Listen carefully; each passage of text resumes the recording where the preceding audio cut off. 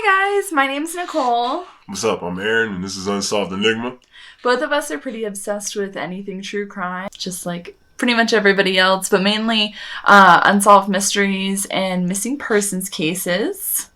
Obviously, there's a lot of YouTube channels out there that are based on, true crime or solved murders and missing cases, but we want to shed some light on unsolved murders and unsolved missing cases.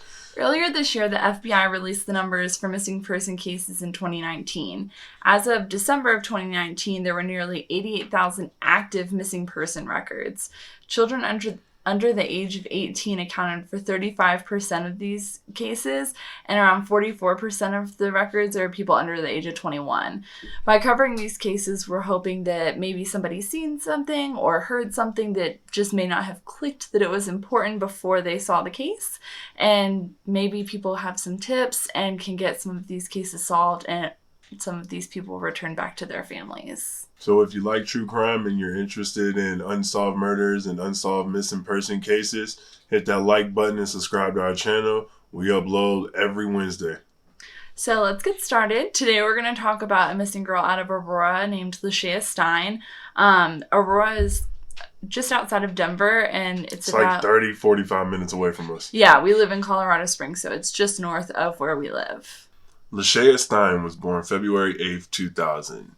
Growing up, she was a good kid, and she was an honor student at George Washington High School. And recently, she was excited about getting an internship at the University of Colorado. So she was real happy about that. And then also, she had a job interview that was coming up on July 15th, which she happened to not be able to make it. So on the morning of July 15th, like early in the morning, right around 2 o'clock, all of Lashaya's family had gone to bed for the night, and Lashaya left her home.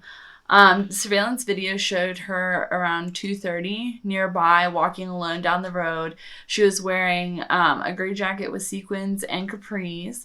And towards the end of the surveillance video, a lot of people have said that it looks like headlights are pulling up because she's crossing the street. So people speculated that the headlights pulling up may have been somebody that she was going to meet, or somebody picking her up, or her being abducted.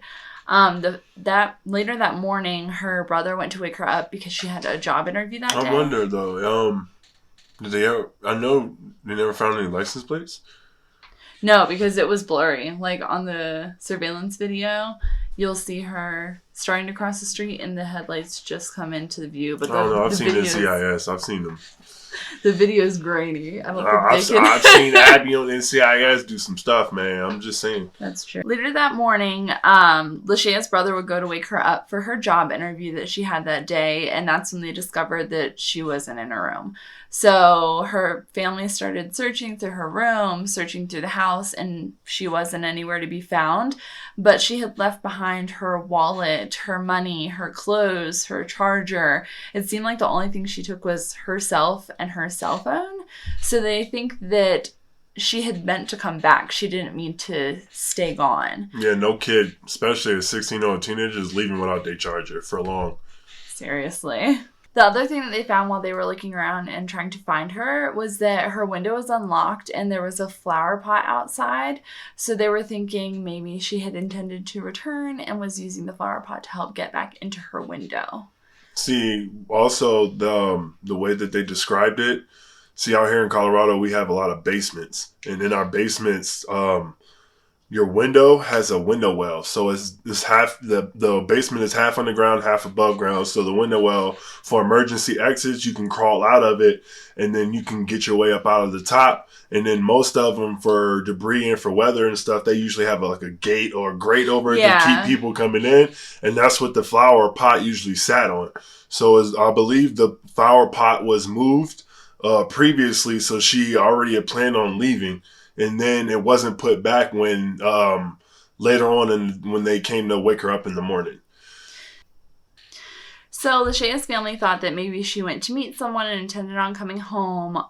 It wasn't like her to leave late at night that they knew of, at least. And she had a lot to look forward to, so they didn't think that she was running away. She had a job interview that day that she was really excited to go to. She had goals to be a nurse and had gotten accepted into the internship at the University of Colorado College. So after her mother and them were calling her and the phone ended up going to voicemail, they got in the car and were driving around the neighborhood, doing laps around it, expanding their searches, asking anybody that they saw, have they seen her that morning? I mean, she was supposed to be getting ready for school and then her interview that later on that day. So her mom didn't want to miss it and they didn't know where it was exactly. So she wanted to make sure they got there early and got there, ahead of time and got everything organized. So after not being able to get a hold of her and driving around and none of the neighbors had seen anything, they went ahead and called the police to file a missing persons report. The police took the report over the phone and said that they would send an officer by later in the day. They didn't seem to take it super seriously. They thought that she had just run away and that she would come back. They didn't end up sending an officer over until 6 p.m. that same day. So hours of time had gone by to where if somebody did abduct her, they've gotten quite a head start by this. So since the police weren't taking it seriously as a missing persons case right away, her family took it into their own hands and they drove around. They continued to drive around looking for her. They took tips. They followed up on tips. The Polly Klaas Foundation reached out to them, and the Polly Klaas Foundation was founded because they were searching for a girl named Polly Klaas. And now the foundation helps other people who are searching for missing children. And so they provided missing person posters for Lashaya's family to put out in the meantime. That's dope. About a week after all the searching, and then the Polly Klaas Foundation reached out and they were putting the flyers up and everything. And the police chief finally came home from vacation. He came back to work and he caught eye of the case. And he knew something was up with it and it wasn't just a runaway case. So he instantly called her mother, Sabrina Jones, and he wanted to meet with her and hear her full side of the story about her daughter and the runaway case and get more information on that. So after he met with her and he went over all the information and he felt it was needed, so he got with the press and he had a press conference. I'm Nick Metz, Chief of Police with the Aurora Police Department. Approximately 5 weeks ago, 16-year-old Lashaya Stine went missing from her home. This is a case that has been incredibly important to us and one in which we are trying to help Lashaya's family find her. We are asking the public's continued assistance and making sure that we get whatever information we can about Lashaya's whereabouts. If you have any information, no matter how minimal you may think it is, please let us know. That little bit of information may be the key to us finding Lashaya and bringing her home to her family. So he started questioning people, and then he reached out to her ex-boyfriend. He interviewed her. He had an alibi. I guess they was alibi checked out, and him and Lashaya haven't spoken or been together in months, about 6 months or something like that. They went over all her social media accounts. There's nothing out of the ordinary on her social media. In addition to the ex-boyfriend being questioned, they also questioned anybody close to her. Were all questioned. Nothing stuck out. There was no suspicious people close to her. So they weren't able to really find much information there. Nobody that was close to her was suspected of foul play. Once the case went public, tips started to come in, and many of them shared the same view that her mom had, that somebody had taken her, and that it was possible she was being sex trafficked. There was little coverage on the case at a national level. Most of it was local. Honestly, I really didn't know anything about it until we started researching it.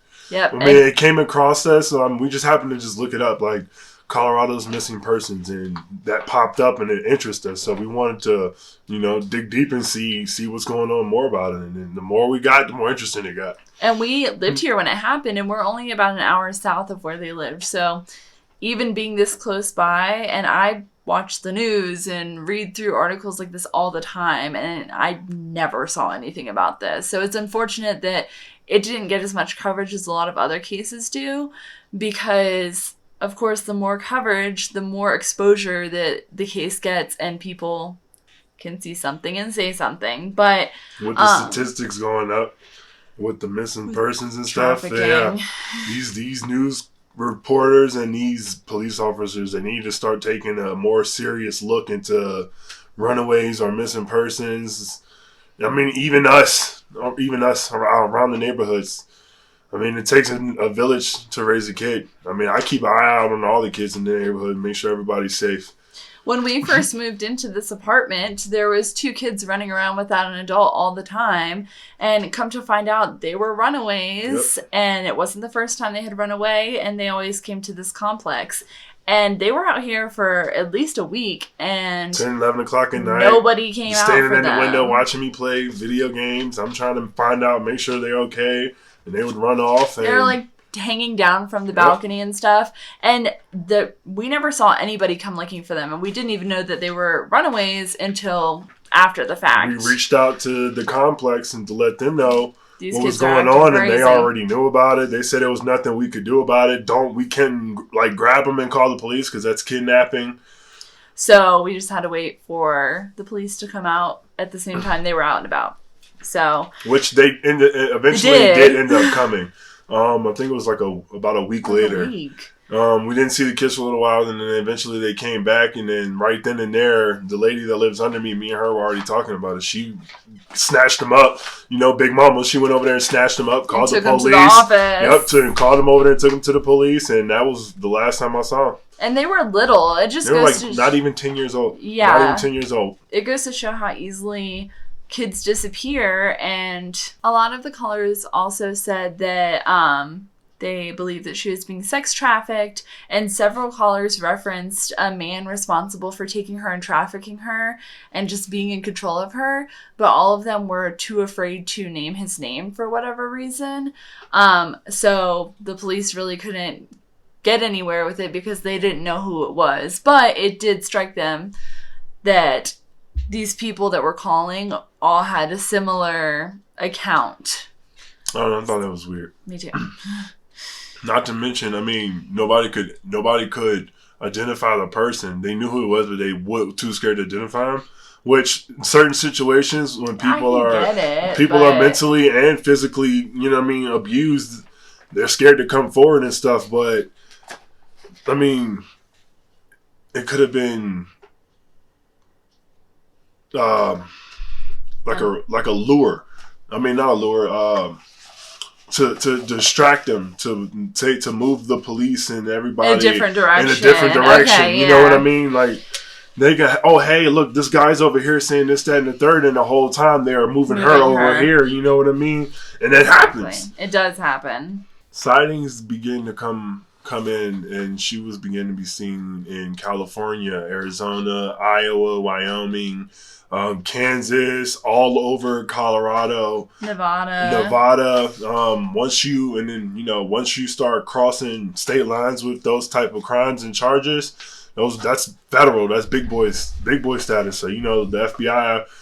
Eventually, this is when they began to get involved. Supposed sightings of her coming in and out of motels began to come in and around the area known for sex working, prostituting and that such, and also sex trafficking. The area is known, it's a little street called Colfax in Denver, and I've never been there. Let me go ahead and state that now, but you've heard about it. Yeah, if you know Denver, you know Colorado, then you know about Colfax. Not a great area. Yeah, it's not a good area. You want to make sure you stay away from that. Another tip came in saying that they saw her with a man who is thought to have been taking her in and out of Colorado and to various states and just had control over her. Allegedly, he had a cover story for why he was always with her since, she's a young teenager. He said that he was a family member that had rescued her from being sexually assaulted by her mother's boyfriend. But this was quickly disproven by her mother. She had gotten divorced back in, I want to say, 2013. Yeah. And she hadn't dated anybody since. So, story was not true. And that's the thing, is none of these tips, a lot of them come in anonymously. So, it's hard to verify what they're saying or who they are or if they're credible. Obviously, the police follow up on every tip that they get, especially in these missing person cases, because you really just never know.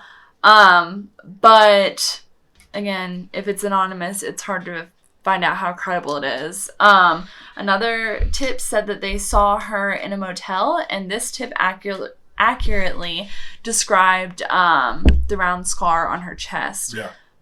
She had the, I believe it was on her left side of her chest, about a quarter size, like rough, jagged scar that was on her chest about right here. And I mean, if you saw her, then you would know it was her. But the other thing I was wondering is they included the information about her scar on the FBI poster. I don't know if it wasn't originally included, but if it was, then this person could have just seen the poster. Just seen the post, yeah. So, unfortunately, none of these tips panned out. They didn't get the police any further, any closer to finding her. Also, the family was conducting undercover stings. They came across a pimp who offered to help. And he said that she was being held against her will. And she was under the control of some guy named D. And I believe the D was for Don. Either Don or Doyle, the guy said he couldn't remember. Like that. It turned out that it didn't really pan out. The police investigation didn't really go anywhere with that lead. To me, it all sounded like some Law and Order SVU. A pimp trying to help out in a missing persons case. Yeah. It seems like a lot of people knew who it was that took her, but didn't know the person well enough to know their name, or they knew them and they were scared of them. And I believe the city of Aurora was only, I think it has like 350,000 people at that time. Yeah. And that was like half the population of Denver. Mind you, Aurora is literally right next door to Denver. It's like 15 minutes from Denver. So, I mean, she could have easily have gone anywhere, and you can take 25 and go straight to Mexico.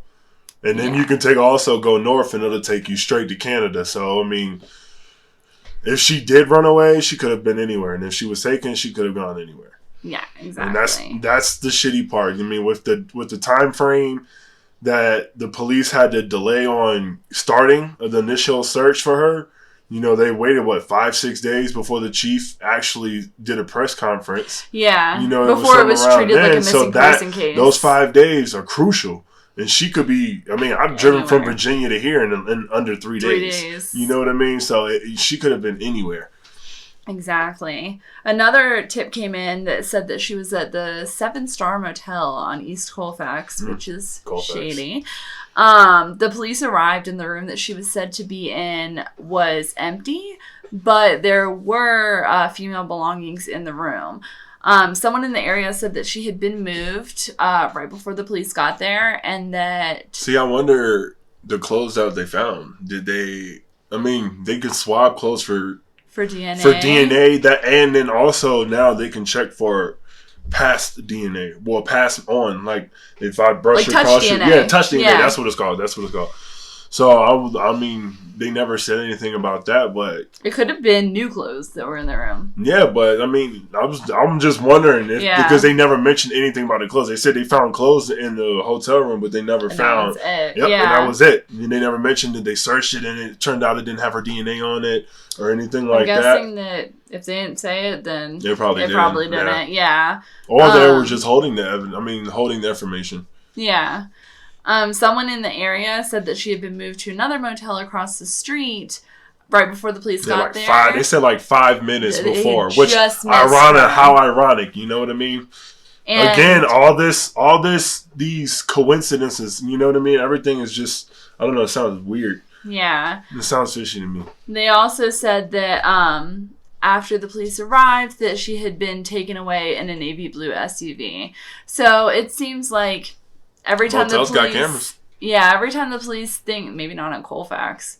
True. It seems like very true. Every time the police think that they've got something, whoever this is just one step ahead of them. One step ahead. A woman from a local outreach center who escaped sex trafficking said that she knew Lashaya, and she said, quote, Lashaya didn't want to go home because she was too afraid of what her family might think of her, end quote. I can understand why she would feel like that if Lashaya did say that. I mean, from a lot of people who are in sex trafficking tend to feel that way, and they tend to be ashamed of what their family might think. Yeah, or embarrassed. So they just don't want to come home, and they don't want to have to face the fact. You know what I mean? And it's sad. It's kind of like brainwashed. To me, that's how it looks. It is. The police weren't able to locate her. No suspects have been identified. She hasn't reached out to anybody in the family to let them know that that she was okay. Possibly due to the media attention in Colorado about it at that time. Whoever did abduct her could have gotten spooked and hightailed it out of town and got her out of here. Again, like I said, it's easy to up and leave the state. I mean, we're in the middle of nowhere, you know what I mean, because we're a landlocked state, but the highways are like pretty much. So Chris Poppy, who was the sergeant of crimes against children in the Aurora area, he frequently communicated with Sabrina and the family, kept them informed on everything that was going on his end, trying to communicate with them with all the information that he was receiving and getting information from them that they were receiving. Many tips turned out to be mistaken identity, but he was very committed to finding out what happened to her and trying to bring, that closure to the family.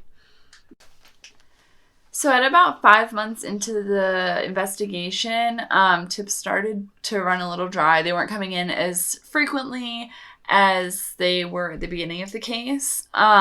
Little to nothing has developed as far as solid leads. Nothing came about. Mom was starting to get worried, get upset. I mean, that's even any more of us so would, than she originally was. Because, when somebody goes missing, regardless if they're a runaway or if they're a missing person, regardless of the situation, after the first 48 hours, usually, you tend to worry a lot more about what happened or what could happen or if they're still alive. And the longer it goes on, the less positive the outlook looks of getting them back, unfortunately. Sabrina originally was holding fundraising events to generate attention, but over time, less and less people attended the events, so Sabrina stopped having them, and she felt like people were starting to forget about her daughter. The family... I'd be heartbroken. I wouldn't imagine. forget. I wouldn't forget. You know what I mean? Didn't they still keep the packages, like their gifts? Yeah, they still kept all the Christmas gifts, and all the birthday gifts gifts from the time she went missing, even until now. They have them all together just to let Lashaya know, so if she is alive, she can come home, that they didn't forget about her, which to me, I thought was really cool. Yeah. And the family also continually posts about it on social media. They share the articles, anything that's going on, please for information, all that kind of stuff with the hashtag Find Lashaya, which we will have in our link down low. In our bio and all that information on the video. So make sure y'all check that out. Click on it, support it.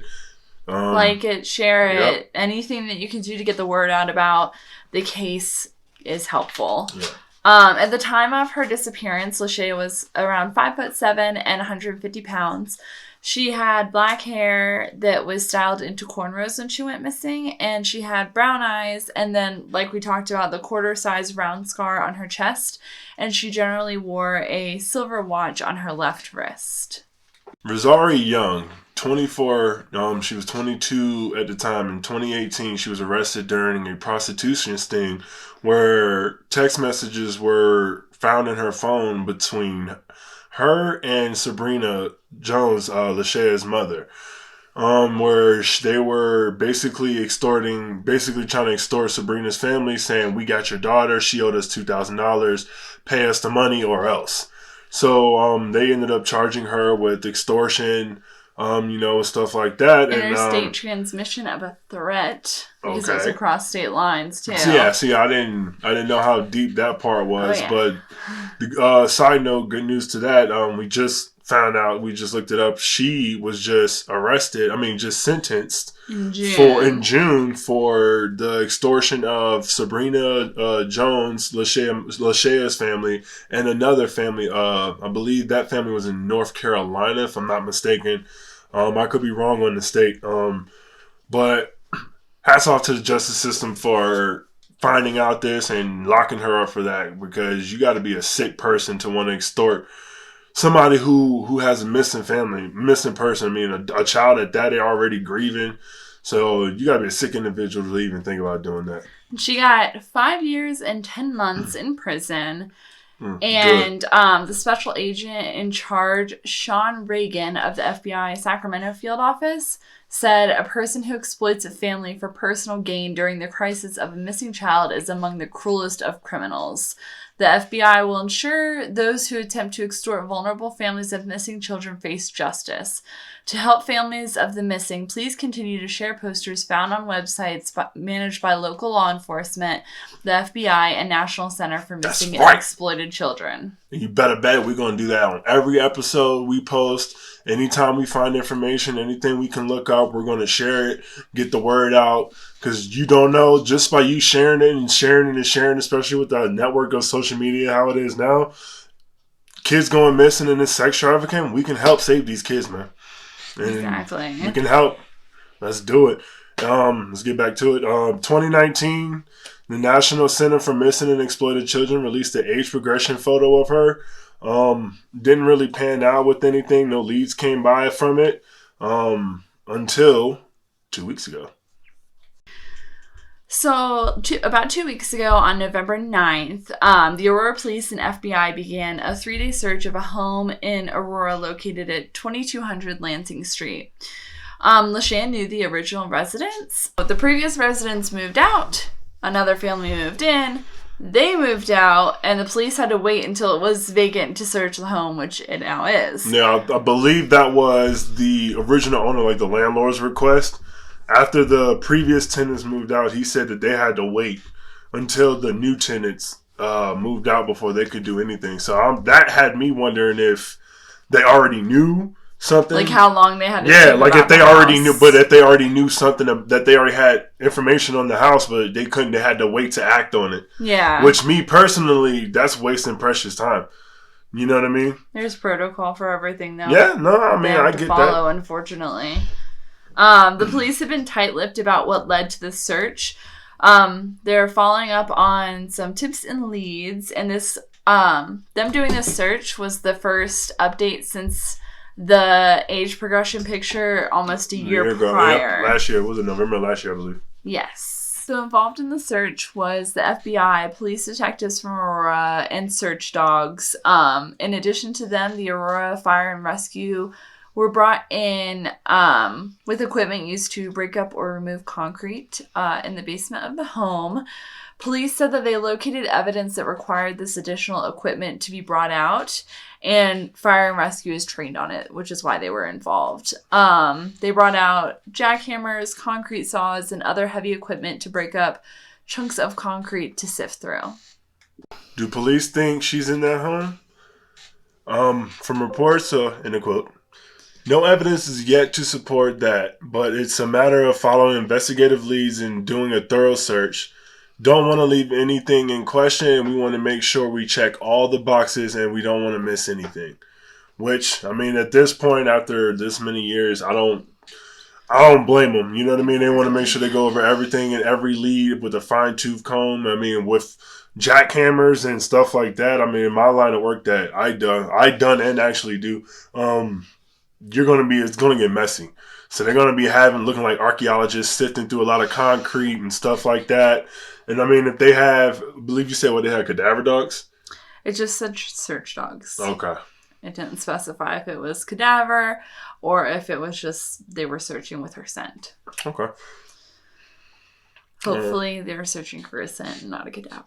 Investigators did indicate that they did find evidence which led them to specific areas in the house, which I believe it was down in the basement is where that's where they eventually needed the heavy power tools for. That was the main area I believe that they were focused on for the past couple of days. When Emily released a statement, whatever situation you're in, just know that we're waiting for you and we're looking for you and we won't stop. We won't. At 3:30 on Thursday afternoon, an unmarked car backed into the garage of the house that they were searching. And police closed the garage doors, probably to conceal whatever was happening, whether they were transporting evidence or we really don't know what was going on. I don't know. I mean, if they weren't, to me, I don't think they were just backing up in there to load tools. Exactly. If they shut that door behind the car, I mean, it was an unmarked car as well. Yeah, I think they might have found something. And white tents were set up in the backyard of the house, and the large chunks of concrete from the basement were laid across blue tarps. And then they brought in various shovels and screens to sift the concrete once it was broken up. Mm-hmm. On Thursday, November 12th, the investigators wrapped up the search of the home, and they're now processing evidence. They did not reveal what was found, what exactly they were looking for, what led them to search the home. They're pretty tight-lipped about the whole thing, so now it's just kind of a waiting game to see what, if anything, comes out of this search. Lashaya's mother hospitalized due to panic attacks and high blood pressure. She's developed a heart problem due to stress.